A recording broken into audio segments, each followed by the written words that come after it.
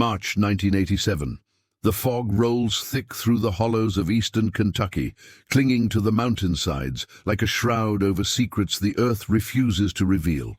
In the small mining town of Harlan County, population barely 3,000, two young girls vanished without a trace on a cold Tuesday morning. Their names were Sarah Mitchell, age 12, and her cousin Emma Mitchell, age 11. Both had strawberry blonde hair, pale skin dotted with freckles, and eyes the color of creek water after a heavy rain. The Mitchell family had lived in these mountains for 6 generations, their roots tangled deep in the Appalachian soil. They were known throughout the county as intensely private people, rarely venturing into town except for absolute necessities. The family compound sat 15 miles up a winding dirt road, hidden among pine and oak trees so dense that sunlight barely touched the ground even at midday. On that morning in March, Sarah and Emma told their mothers they were going to collect wild mushrooms near the creek that ran behind the family property. When they didn't return by supper time, the alarm was raised. Sheriff Thomas Bradford organized search parties that combed through hundreds of acres of wilderness. Bloodhounds tracked their scent to a rocky outcropping 2 miles from home, then lost it completely, as if the girls had simply evaporated into the mountain air. The search continued for 3 weeks. Volunteers from neighboring counties joined the effort. Helicopters circled overhead. News vans from Lexington and even Louisville made the treacherous journey up the mountain roads. The Mitchell family faced the cameras with stone expressions, their patriarch Josiah Mitchell, a man of 63, with a face carved from the same granite as the mountains themselves, speaking only to say that they trusted in God's will. But there were whispers. There had always been whispers about the Mitchell clan. Townspeople spoke in hushed tones about how the family rarely married outside their own bloodline, how cousins wed cousins for generations, how children sometimes bore the physical marks of such unions. Some were born with extra fingers, others had eyes that didn't quite align. There were rumors of children who never learned to speak properly, who were kept hidden in the back rooms of the sprawling family homestead. Deputy Karen Walsh, one of the few law enforcement officers who gained limited access to the Mitchell property during the search, later reported what she saw to Sheriff Bradford in private. The family compound consisted of 7 structures, all in various states of disrepair. The main house was a 3-story wooden building that creaked and groaned with every gust of wind. Inside, she counted at least 23 people living in conditions that shocked her. Adults and children shared cramped rooms with minimal furniture. The smell of wood smoke and unwashed bodies permeated everything. What disturbed Deputy Walsh most were the children. Many of them bore striking physical similarities, as if they were reflections of the same genetic template repeated over and over, with slight variations. Several had the distinctive facial features associated with close relation reproduction: unusually shaped heads, widely spaced eyes, underdeveloped chins. When she tried to speak with them, most retreated into corners or behind their parents, their behavior more feral than any mountain child she'd encountered in her 15 years of service. The investigation into Sarah and Emma's disappearance revealed troubling patterns. School records showed both girls had attended Harlan County Elementary sporadically, missing more days than they attended. Their academic performance was years behind their age level. Medical records were virtually non-existent. When pressed, Josiah Mitchell claimed the family believed in natural remedies and prayer, not doctors. Sheriff Bradford interviewed family members individually, but their stories aligned with suspicious precision. Everyone claimed to have last seen the girls around 9 in the morning. Everyone insisted the family had no enemies. Everyone deflected questions about the family's genealogy and marriage practices. The sheriff's frustration grew as he hit wall after wall of silence and evasion. 3 months after the disappearance, the case grew cold. The news vans departed, the volunteers stopped coming. Sarah and Emma Mitchell became another tragic statistic, 2 more children swallowed by the vast wilderness of Appalachia. Their photos joined others on bulletin boards, in post offices and gas stations, their young faces fading in the mountain sunlight, slowly forgotten by everyone except their family. But deep in the forest, beyond where the search parties had ventured, something else was happening. In a hidden valley, accessible only through a narrow ravine that most people didn't know existed, there stood a collection of structures even more primitive than the main Mitchell compound. Here, the most extreme members of the family lived in complete isolation from the outside world. This was where the true secrets of the Mitchell bloodline were kept, where the practice of keeping the family pure had been elevated to something approaching religious devotion. Confira-se já inscrito neste canal, because the stories we uncover here expose the darkest secrets that families tried to bury forever, and you won't want to miss a single revelation. The valley that outsiders never saw had been the Mitchell family's most closely guarded secret for over 150 years. Originally settled by Elijah Mitchell in 1834, the location was chosen specifically for its isolation. Elijah had fled from Virginia with his family after rumors began circulating about his unusual marriage to his own niece. In these mountains, he believed, they could live according to their own laws, following what he preached as biblical principles about keeping bloodlines pure. Over generations, the valley population grew, but only through internal reproduction. The family tree became less of a tree and more of a tangle of interweaving branches, with the same names appearing over and over in different generations. Fathers, who were also uncles. Mothers, who were also cousins. Children who shared genetic material in percentages that would horrify any geneticist. By 1987, approximately 40 people lived in the Hidden Valley, ranging from infants to elderly individuals in their 70s. The community operated under strict rules established by the current patriarch of this branch, Ezekiel Mitchell, Josiah's younger brother, and a man even more committed to the old ways.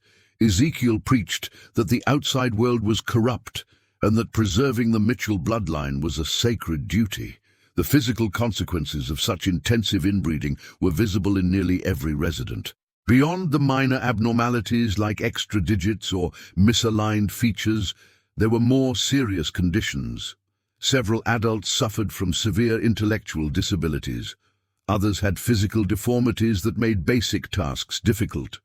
There were breathing problems, heart defects, vision impairments, and skeletal abnormalities that caused constant pain. The children born in the valley often didn't survive past their first year. Those who did frequently faced developmental challenges that would have been addressed in the outside world, but were simply accepted as God's will in this isolated community. Education consisted of basic religious instruction and the skills needed to maintain their subsistence lifestyle: hunting, trapping, foraging, basic agriculture in the rocky soil. When Sarah and Emma disappeared from the main compound, they hadn't actually disappeared at all. They had been brought to the Hidden Valley by Ezekiel himself, who had arrived at the main house that March morning with a specific purpose. He had come for the girls because, in his assessment, they represented the healthiest female genetics the family had produced in years. Both girls, despite the consanguinity in their background, showed no obvious physical abnormalities. They could read and write. They were strong and healthy. Ezekiel's own daughter, Rachel, had recently given birth to her third child, fathered by her own brother, Caleb. The infant had lived only 6 days, born with severe heart defects and other complications the family couldn't address without medical intervention they refused to seek. Rachel was devastated, but Ezekiel saw it as a sign that they needed to strengthen the bloodline by bringing in the healthiest females from the main compound. Sarah and Emma were terrified when Ezekiel appeared at the mushroom hunting spot with 2 other men from the valley. They knew their great-uncle by reputation only, having been warned by their mothers to avoid him if they ever saw him. But there was no avoiding what happened next. The girls were carried through the forest, deeper into the mountains than they'd ever been, following trails that seemed to exist only for those who knew where to look. The journey to the Hidden Valley took 4 hours. Sarah, being older, fought and screamed until one of the men threatened her with violence if she didn't quiet down. Emma, paralyzed by fear, went silent almost immediately, her body shaking as she was carried through the wilderness. When they finally arrived at the valley, both girls were confronted with a reality that seemed pulled from another century. The structures in the valley were crude log cabins, most with dirt floors and oiled paper covering the windows instead of glass. Smoke rose from stone chimneys. Chickens wandered freely. A few goats were penned near one of the larger buildings. And the people who emerged to stare at the new arrivals, looked like no one the girls had seen before, even in their own isolated family. Adults with vacant expressions, their faces bearing the unmistakable signs of genetic disorders. Children with limbs that bent at wrong angles, with skin conditions that caused painful lesions, with eyes that couldn't focus properly. Everyone wore homemade clothes, rough and patched. Everyone moved with the wary caution of animals who knew only survival, not joy. Ezekiel gathered the valley residents and introduced Sarah and Emma as blessings sent to strengthen the family. He explained that the girls would be staying permanently, that they would be prepared for their sacred duty of bearing children who would carry on the Mitchell bloodline. Sarah, at 12, understood enough to be horrified. Emma, at 11, understood less, but felt the threat in every word. That first night, the girls were locked in a small cabin with Rachel, who was to be their caretaker and instructor. Rachel was 26 years old, but looked 40, her body worn down by 3 pregnancies and a lifetime of poor nutrition and genetic disadvantages. She had a cleft palate that made her speech difficult to understand, and a curved spine that caused her to lean perpetually to one side. Rachel tried to be kind in her way. She brought them food, a thin stew made from squirrel meat and wild onions. She showed them where they would sleep, a pile of dirty blankets in the corner. She tried to explain that life in the valley wasn't so bad if you accepted it, that fighting would only make things harder. But Sarah saw the sadness in Rachel's eyes, the resignation of someone who had never known any other life and had long ago stopped imagining one. Over the following days and weeks, the girls learned the brutal routine of the valley. They woke at dawn and worked until dark. They helped tend the garden, hauled water from the creek, collected firewood, prepared meals, and performed countless other tasks. They were watched constantly, never allowed to wander more than a few yards from the cabins. Escape seemed impossible with the dense forests surrounding them and the men who stood guard at the valley's only entrance. But worse than the labor was the knowledge of what awaited them. Sarah overheard conversations about which men in the valley would be suitable matches for them once they were old enough. She heard Ezekiel discussing bloodlines and genetic compatibility with the cold calculation of someone breeding livestock. She realized with growing horror that she and Emma had been brought here not as family members, but as breeding stock to produce the next generation of Mitchell children. The passage of time in the hidden valley was marked not by calendars, but by seasons, by births and deaths, by the slow accumulation of suffering that ground people down until they became shells of what they might have been. For Sarah and Emma, the years that followed their abduction became a blur of trauma that their minds often protected them from by simply refusing to form clear memories. Sarah was forced into a union with Caleb, Rachel's brother, when she was 15 years old.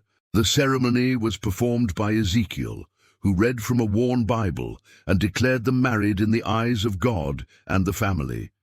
There was no legal paperwork, no recognition of this union by any authority outside the valley. Sarah was a child being handed over to a man of 28, a man who was also her second cousin, a man whose own genetic inheritance included partial deafness and a severe learning disability. The first pregnancy came quickly. Sarah gave birth at 16 to a daughter they named Ruth.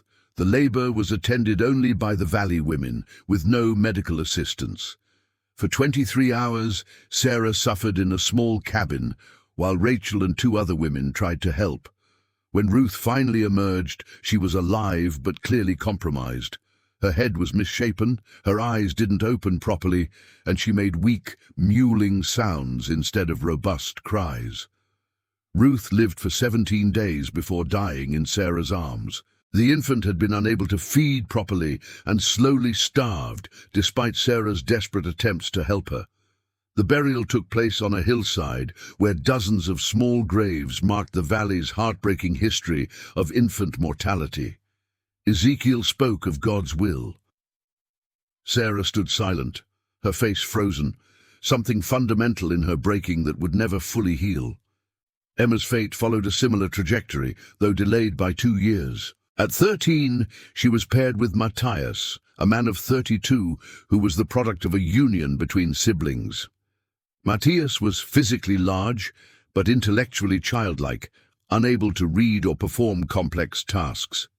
He treated Emma with a strange mixture of possessiveness and confusion, as if he himself didn't fully understand the role he was supposed to play. Emma's first child, a son named Jacob, was born when she was 14. Unlike Ruth, Jacob survived, but his development was severely delayed. By age 3, he could not walk or speak. He would rock back and forth for hours, making repetitive sounds, his eyes rarely focusing on anything. The valley simply accepted this as normal, another damaged child in a population where damaged children were the rule, rather than the exception. Over the next several years, Sarah and Emma each bore more children. Not all survived. Those who did displayed a range of genetic disorders and developmental problems. Sarah had 5 pregnancies, resulting in 2 living children by age 21.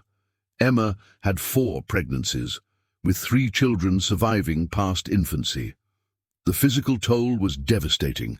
Both women looked decades older than their actual ages, their bodies depleted by repeated pregnancies without proper nutrition or medical care. But something else was happening beneath the surface of their suffering. Sarah and Emma never stopped being the girls who had once attended school, who had read books, who had seen a world beyond these mountains. They whispered to each other when they could, keeping alive the memory of who they had been. They taught their children letters in the dirt, even though Ezekiel forbade formal education. They told stories of the outside world, painting pictures of possibility in the minds of the next generation. The valley's population had grown to nearly 50 people, but the community was dying. The genetic load had become too great. More children were being born with severe disabilities. More infants didn't survive. The adults themselves were deteriorating, with health problems that would have been manageable in normal circumstances becoming deadly in isolation. Ezekiel was now in his 80s, his body failing, his mind increasingly disconnected from reality. In 2003, a crisis point arrived. A sickness swept through the valley, a respiratory infection that in any other setting would have been treated with basic antibiotics. In the valley, it became a plague. Within 3 weeks, 7 people died, including 3 children. The mass burial was attended by a population in shock, finally confronting the unsustainable nature of their existence. At this point in our story, I need you to understand something. The horror that Sarah and Emma endured wasn't just about physical isolation or even the forced relationships. It was about the systematic destruction of human potential, the reduction of people to genetic material, the perversion of family into something that consumed rather than nurtured. If you can feel even a fraction of what these women endured, comment below. Sarah and Emma deserved better. Let their story be witnessed. Let it not be forgotten. It was during this crisis that Sarah and Emma began seriously planning escape. They were now 30 and 29 years old, respectively, no longer the children who had been taken, but women hardened by nearly 2 decades of suffering. They had children to think about, children who deserved a different life.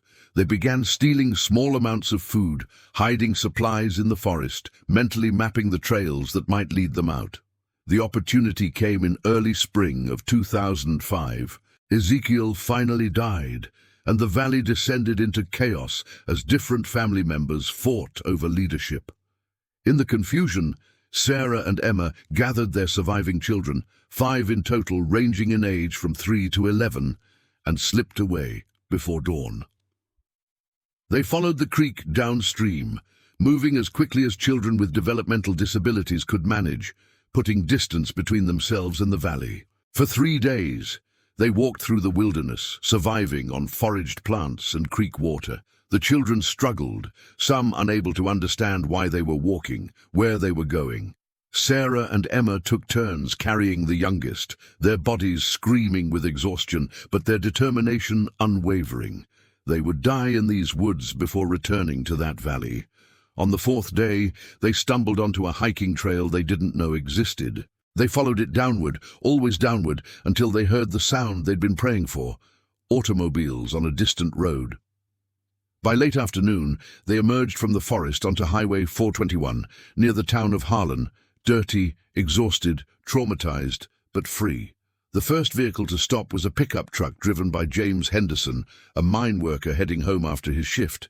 He later told reporters that he thought he was seeing ghosts when these women and children appeared from the tree line. They were dressed in clothes that looked handmade from a different era, their hair long and unkempt, their faces bearing expressions of such profound trauma that he immediately called 911. When the police arrived on Highway 421, they found Sarah and Emma sitting on the roadside, surrounded by their children, unable to articulate coherently what had happened to them. Both women were in shock, their minds struggling to process that they were actually free, that the nightmare was ending. The children were even more confused, terrified by the vehicles, the uniformed officers, the noise and chaos of the modern world they'd never experienced. Sheriff Bradford, now 61 and preparing for retirement, was called to the scene. When he arrived and heard the names Sarah Mitchell and Emma Mitchell, his face went pale. These were the girls who had disappeared 18 years ago, the case that had haunted him throughout his career, the failure that he'd never forgotten. But the women before him bore almost no resemblance to those 12- and 11-year-old children in the faded photographs. Sarah's strawberry blonde hair had darkened and grayed prematurely. Her face was lined with deep wrinkles, her body hunched from years of hard labor and multiple pregnancies. Her teeth were rotting, her hands were calloused and scarred, and she moved with the painful slowness of someone whose body had been used up. Emma was in similar condition, perhaps worse, with a pronounced limp from an old injury that had never healed properly. The 5 children presented a heartbreaking tableau of genetic damage. The oldest, Sarah's daughter Mary at 11, had facial features that immediately suggested close relation parentage: a small, underdeveloped jaw, eyes set too far apart, ears that protruded at unusual angles. She could speak, but her vocabulary was that of a much younger child. Emma's son, Jacob, now 10, had severe developmental disabilities and couldn't communicate verbally at all. The other 3 children showed various physical and cognitive impairments ranging from mild to severe. The immediate priority was medical care. All 7 were transported to Harlan ARH Hospital, where a team of doctors began assessing the damage.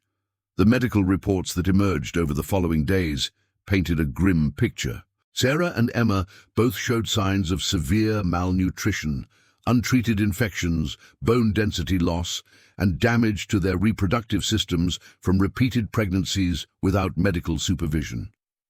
Both had given birth without any prenatal care, without any assistance beyond what other untrained women in the valley could provide.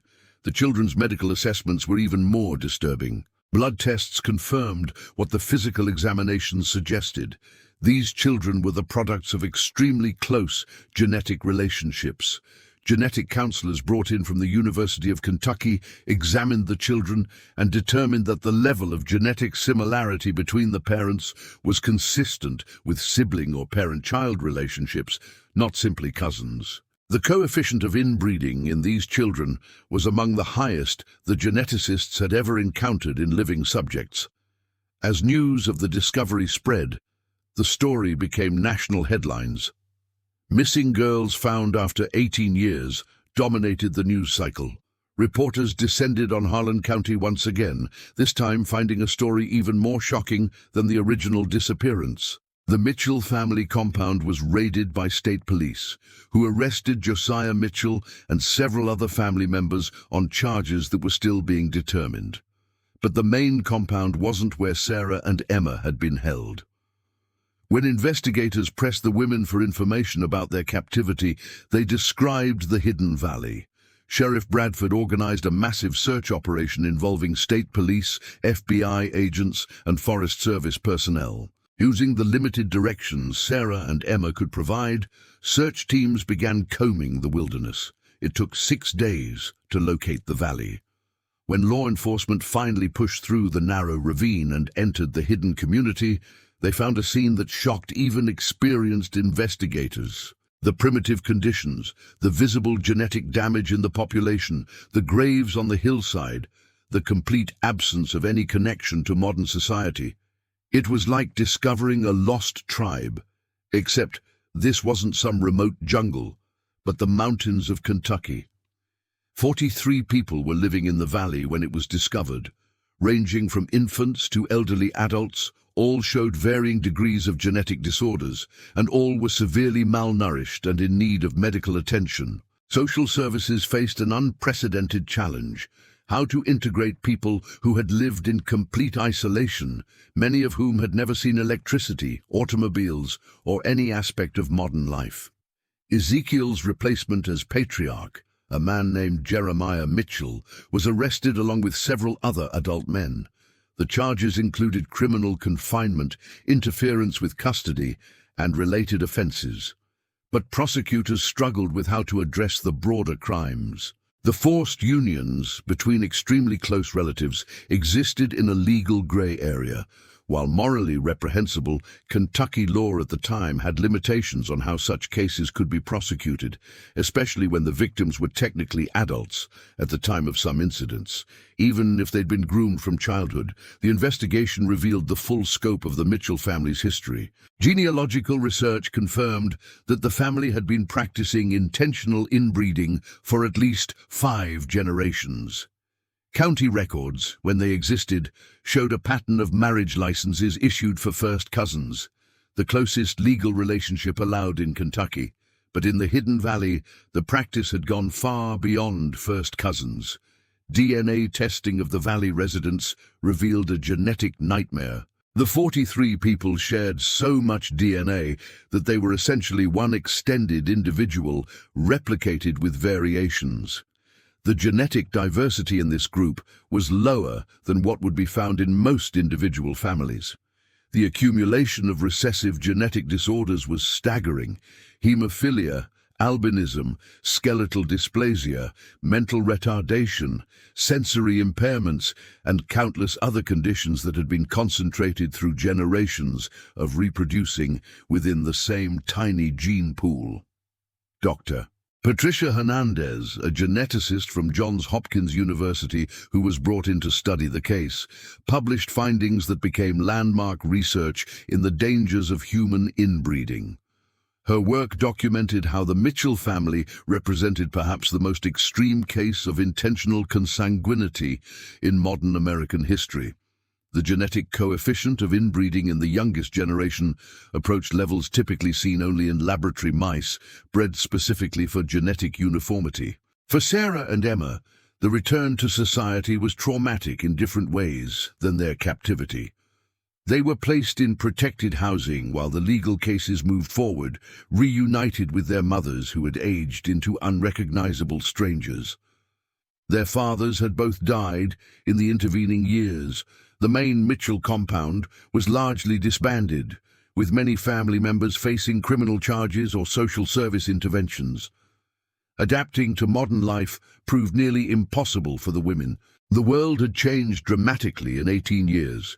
The internet existed now. Cell phones were common. The culture had shifted in countless ways, large and small. But more than the technology, it was the psychological adaptation that proved most challenging. Both women suffered from severe PTSD, from depression, from an inability to trust or form normal relationships. Their children faced even steeper challenges. Placed in special education programs and receiving extensive medical and therapeutic support, the 5 kids struggled to bridge the gap between their isolated upbringing and mainstream society. Some made more progress than others. Mary, Sarah's oldest, eventually learned to read at a basic level and could interact somewhat normally with others. Jacob, Emma's son, with the most severe disabilities, required institutional care for the rest of his life. The trial of Jeremiah Mitchell and the other Valley men began in 2006. The prosecution presented a case that outlined decades of systematic exploitation, of creating a closed society where young girls were groomed and forced into reproductive relationships with close relatives. The defense argued that these were religious beliefs protected by the First Amendment, that the community had been practicing their faith as they understood it. The jury deliberated for 3 days before returning guilty verdicts on multiple counts. Jeremiah was sentenced to 40 years in prison. The other men received sentences ranging from 15 to 30 years. But for many observers, no sentence could address the true crime.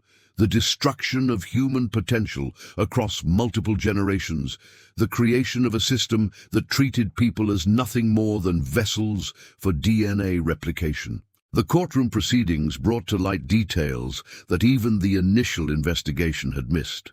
Former Valley residents, once they began receiving therapeutic support and learned they could speak freely, revealed the full horror of life in isolation. They described not just the forced unions, but the complete control Ezekiel and later Jeremiah had exercised over every aspect of their existence. Children in the valley had been taught that the outside world was evil, that anyone who left would be damned for eternity. They were told that their physical differences were marks of being chosen, special blessings rather than genetic disorders. Education was limited to religious indoctrination and practical skills. Many adults couldn't count beyond 10. Most couldn't read at all. The psychological manipulation was perhaps more damaging than the physical deprivation. Valley residents had been conditioned to believe that their suffering was noble, that bearing children despite the high mortality rate was their sacred duty, that questioning the leadership was equivalent to questioning God. Breaking through these deeply ingrained beliefs required years of therapy for some individuals. Sarah and Emma became reluctant advocates for stronger laws against child exploitation and protections for victims of isolated communities. In 2008, they testified before the Kentucky State Legislature, sharing their experiences in painful detail. Their testimony contributed to new legislation that strengthened reporting requirements for homeschooled children and gave authorities more power to investigate isolated religious communities. But personal recovery remained elusive. Sarah struggled with substance addiction as she tried to cope with her trauma. Emma withdrew into near-complete isolation, unable to function in social settings. Both women required ongoing psychiatric care and medication for depression and anxiety. The dreams never stopped. Nightmares of being back in the valley, of losing children, of being trapped in endless cycles of pregnancy and loss. The children's outcomes varied dramatically. Mary, with extensive support, eventually graduated from a special education program and found work in a supervised employment setting. She learned to live semi-independently, though she would always require some level of assistance. Jacob remained in institutional care, his severe disabilities preventing independent function. Emma's other 2 children fell somewhere between these extremes, making limited progress but facing lifetime challenges. The discovery of the Hidden Valley prompted similar investigations in other isolated communities across Appalachia. While none matched the extreme nature of the Mitchell case, authorities found several other families practicing varying degrees of consanguinity and isolation. The cases highlighted a broader issue. In remote areas of America, communities existed that operated outside normal legal and social structures, sometimes with devastating consequences. Dr. Hernandez's research on the Mitchell family became required reading in genetics programs worldwide. Her work documented in precise scientific terms what happens when human populations become too genetically isolated. The Mitchell case provided data on inbreeding depression, the accumulation of deleterious recessive alleles, and the breakdown of genetic fitness across generations. It was a cautionary tale written in DNA. In 2012, a documentary film crew sought permission to tell the Mitchell family story. After much consideration, Sarah agreed to participate, hoping that sharing her experience might prevent similar situations elsewhere. The resulting documentary, Valley of Secrets, won awards at film festivals and brought renewed attention to the case. Emma declined to participate, preferring to remain private. The main Mitchell compound property was eventually sold to a land developer who demolished the buildings and subdivided the acreage. The hidden valley, deemed too remote and difficult to access, was left abandoned. Nature began reclaiming the crude structures, vines growing over the log cabins, the gardens returning to wilderness. The small cemetery on the hillside remained, a silent testament to all the children who never had a chance at life. By 2015, 28 years after Sarah and Emma's initial disappearance and 10 years after their escape, most of the valley residents had been integrated into society to whatever degree they were capable of. Some lived in group homes. Others received independent living support. A few had managed to build relatively normal lives, though all carried the physical and psychological scars of their origins. The youngest generation, children born in the valley after 2000, had better outcomes than their parents or older siblings. Removed at younger ages, they adapted more successfully to modern life. Some attended regular schools, made friends, participated in normal childhood activities. They represented hope that the cycle could be broken, that with intervention and support, even children born into the most extreme circumstances could find paths to healthier futures. Sarah died in 2018 at age 43 from complications related to her years of medical neglect and trauma. Her obituary mentioned surviving children and grandchildren, making no reference to the circumstances of their births. She was buried in a small cemetery near Harlan, her grave marked with a simple stone bearing her name and dates. At her funeral, Emma spoke briefly, her voice still quiet and hesitant after all these years, saying only that Sarah had been the strongest person she'd ever known. Emma continues to live in Kentucky, in a small apartment with support services. She rarely speaks publicly about her experiences. Her children visit when they can, a complicated family reunion of people bound by trauma and genetics in ways most families cannot imagine. She tends a small garden, finding peace in making things grow, nurturing life in ways that feel different from the forced reproduction of her captive years. The legal aftermath continued for years. Civil suits on behalf of Sarah, Emma, and the other valley residents resulted in financial settlements, though no amount of money could truly compensate for stolen decades and destroyed lives. Some of the funds were placed in trusts for the children, ensuring they would have resources for ongoing medical and therapeutic needs. The Mitchell case prompted changes beyond Kentucky. Federal authorities developed better protocols for investigating isolated communities. Social workers received training on identifying signs of genetic isolation and systematic exploitation. Medical professionals learned to recognize the physical markers of extreme consanguinity and to ask appropriate questions when encountering patients with certain patterns of genetic disorders. Yet despite all the attention, all the legal proceedings, all the academic study, the fundamental question remained difficult to answer. How did this happen in modern America? How did a community exist for generations practicing intensive inbreeding while the outside world remained largely unaware? The answers involved geographical isolation, institutional failures, cultural assumptions about family privacy, and the remarkable human capacity to normalize even the most extreme circumstances when they're all you've ever known. The forest that had hidden the valley's secrets for so long continues to grow, indifferent to human suffering. The mountains that had provided both shelter and prison remain unchanged, their ancient slopes having witnessed countless human dramas over millennia. But in the story of Sarah and Emma Mitchell, the Appalachian wilderness had played a unique role. It had enabled one of the most disturbing examples of human inbreeding in American history, while simultaneously offering the path to freedom when the time finally came. If you've watched until this point, you've witnessed one of the darkest chapters in Appalachian history. The story of Sarah and Emma isn't just about what happened in a hidden valley. It's about resilience, survival, and the human cost of isolation taken to its extreme.